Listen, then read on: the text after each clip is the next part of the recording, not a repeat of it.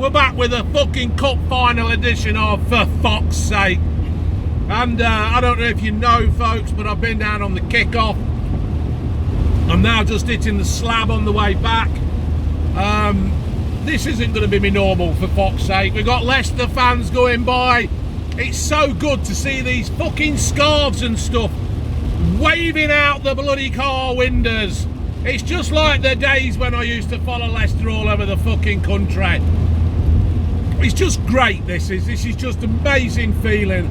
I wasn't particularly nervous before the game. I was just going to take it as it comes. You never know what's going to happen with Leicester City. First of all, obviously Maddison didn't make the starting 11, and you probably realise that I'm not happy for the lad, to be fair, because Maddison is a talent, and I just wish he'd put that talent in the right direction and just basically fucking grow up. Yeah, that's all I can say about Maddison.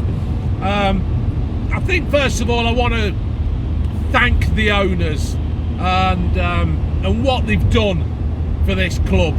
They've come in, they've invested in us, they've believed in the players, they've believed in whatever the manager we had at the time.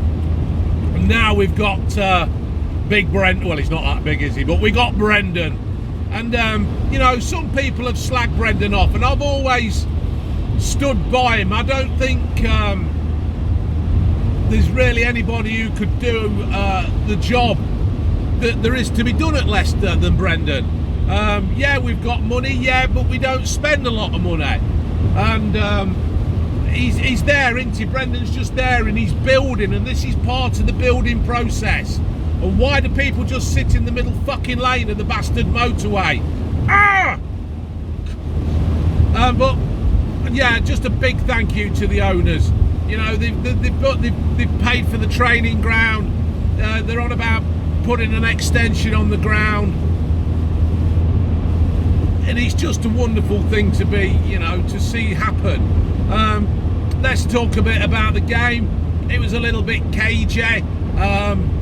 It was one of them games where it wasn't the best cup final, I don't think, for a neutral.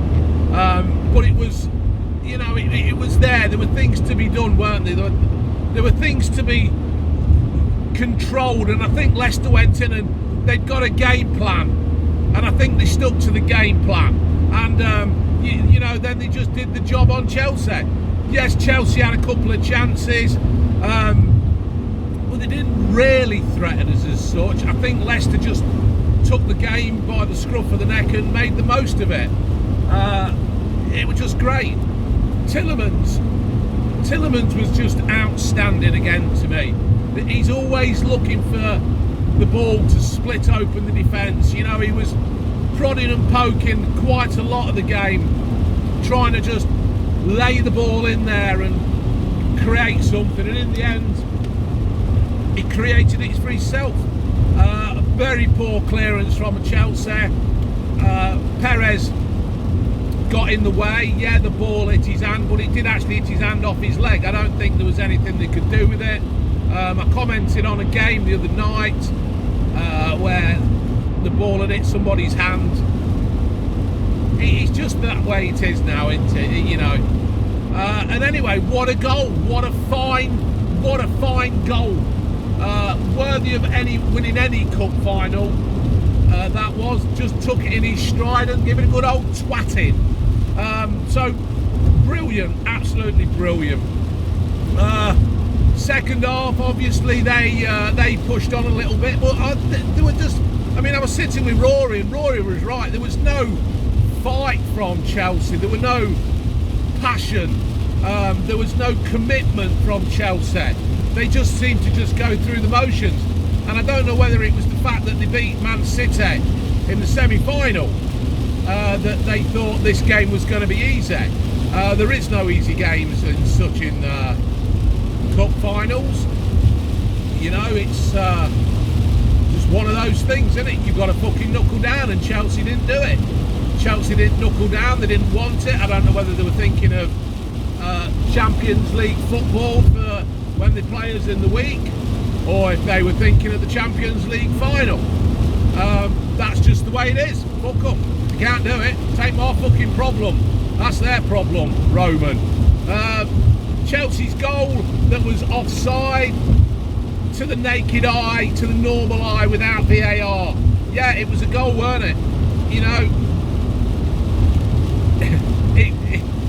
it was basically level, weren't it? But obviously the VAR kicks in, and it was off. What a shame. Boo-hoo, Chilwell. Fuck you, sunshine. Yeah, so that's about it, really. It's a great feeling. I'm going to have to get back home, see what's cracking off. I would have gone down the King Power and stood outside the ground, but obviously not. Yeah, have I mentioned Schmeichel's save?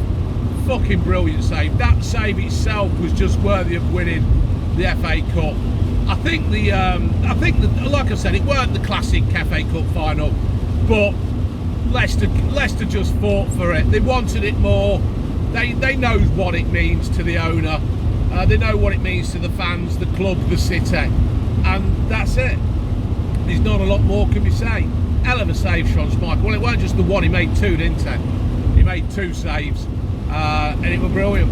So this is it. Hopefully now we can go on and push on next season. This will hopefully attract players to us. This will attract players to come and join Leicester City, you know, and make it more tempting. It's always more appealing for a player to join a club when they've actually got silverware.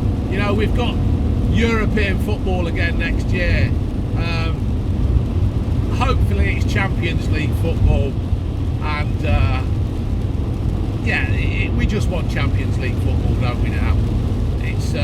It's just one of those things. Right then, folks, I'm going to carry on driving, and let's see how this goes. Laters.